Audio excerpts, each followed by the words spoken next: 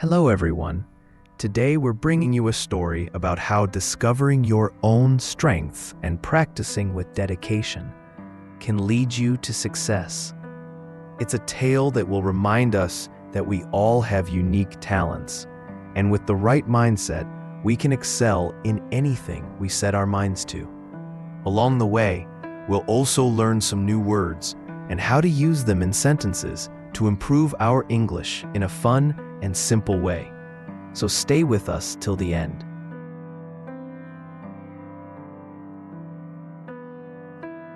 Once in a small, peaceful town, there lived a family in a quiet corner of the city. This family had a 12-year-old boy named David, who was in the 6th grade. David was an energetic kid who loved playing outdoors, and his favorite activity was playing soccer. Almost every day, David would head out to the nearby public field where he honed his skills. One afternoon, after coming home from school, David slumped onto the couch, looking deep in thought. He opened a school book, stared at it for a moment, and then leaned back into the soft cushions with a dissatisfied look on his face. His father, who had just come in from the backyard, noticed this unusual behavior and walked over to his son, sitting beside David. He asked what was bothering him. David explained that he had received a poor grade in math, but that wasn't what was truly upsetting him. He shared that his close friend and neighbor Matt always seemed to score high in math, no matter how hard David tried. He just couldn't seem to do as well. Hearing this, David's father went to get a glass of water to calm his son. Once David had relaxed a bit, his father took him outside to their small backyard garden, which was filled with shady trees and a peaceful atmosphere. "David," his father began, "I want you to understand 3 important lessons from what happened today. These are lessons that will guide you as you grow." Older David, who deeply respected his father, was a bit confused but intrigued. "Can you explain those lessons, Dad?" he asked. "You will learn each lesson one by one through a challenge I will give you," his father replied with a gentle smile.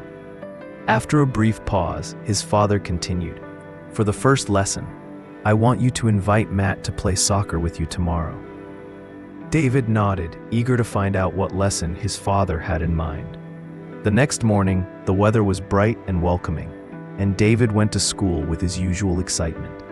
That afternoon, after school, he invited Matt to join him for a soccer game at the nearby field.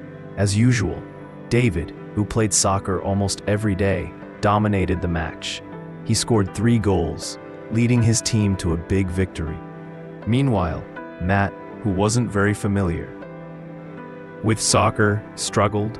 He often lost the ball and made several mistakes. Despite this, everyone who played that day had a great time afterward. David cleaned up and hurried to meet his father in the backyard. "Dad, I played soccer with Matt today. What's the first lesson you want to teach me?" His father smiled knowingly and said, "Tell me how the game went." David described everything from his 3 goals to how Matt wasn't very good at soccer. His father nodded and said, "Look at this, David. Matt may not be good at soccer, but he's great at math.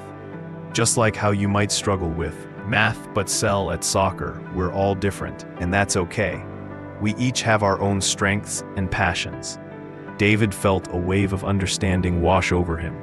He realized that people are different and don't have to be the same, but curious as always, he immediately asked about the second lesson.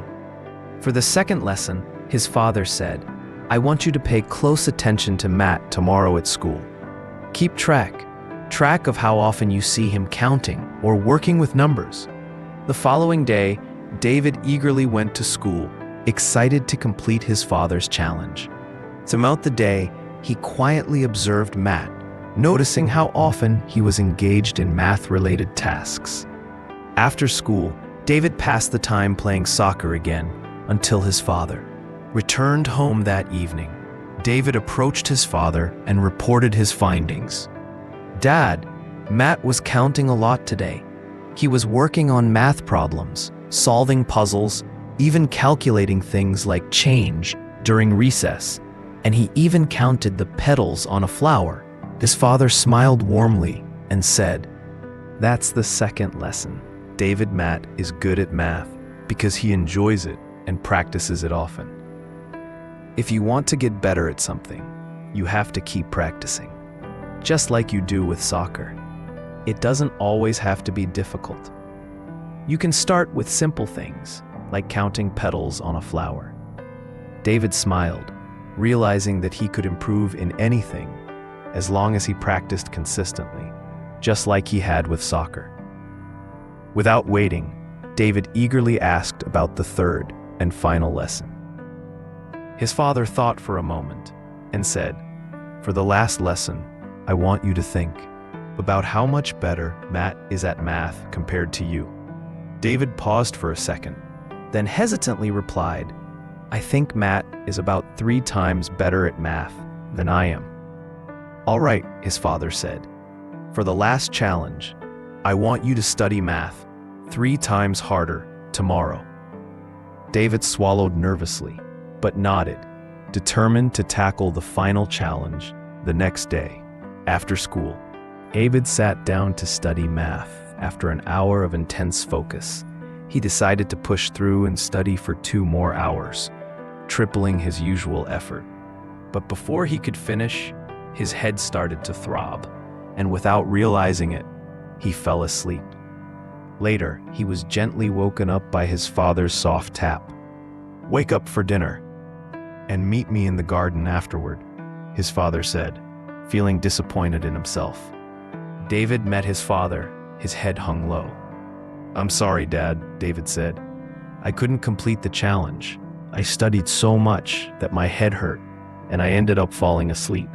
His father gently patted David's head and said, "David, this is what happens when you try to master something you don't enjoy. It's hard to stay disciplined and consider consistent.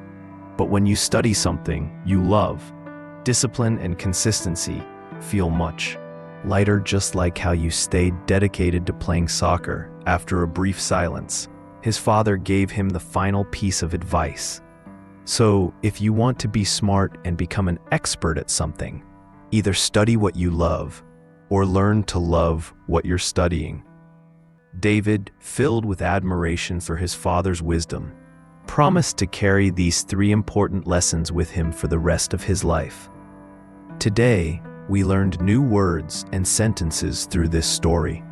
Remember, learning English can be fun when you practice regularly. So keep listening, learning, and growing. Make sure to like, comment, and share how this story helped you improve your English. Thank you for watching, and I'll see you in the next story, where we'll continue learning together.